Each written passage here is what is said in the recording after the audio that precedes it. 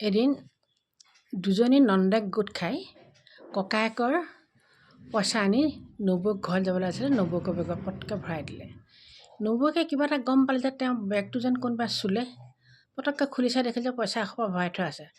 কাষতে আছিলে নন্দাকৰ বেগটো খোলাই আছিলে। তেওঁ লগে লগে তাৰপৰা উলিয়াই তাত ভৰাই থ'লে।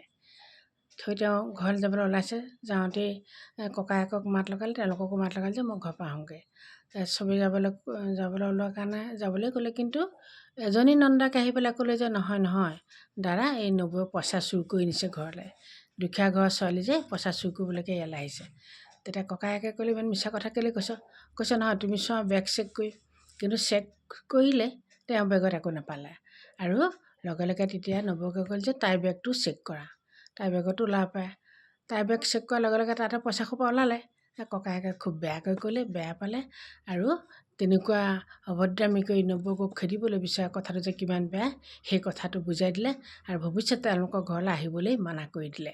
গতিকে মানুহৰ মন কিমান বেয়া চাওক, আৰু এজনী ছোৱালীৰ জীৱন ধ্বংস কৰিবলৈ কিমান প্ৰকাৰে মানুহে চেষ্টা কৰে, বিশেষকৈ আপোন মানুহেই। গতিকে এই সৰু সৰু কথাবোৰ কিন্তু দুখ লগা কথা।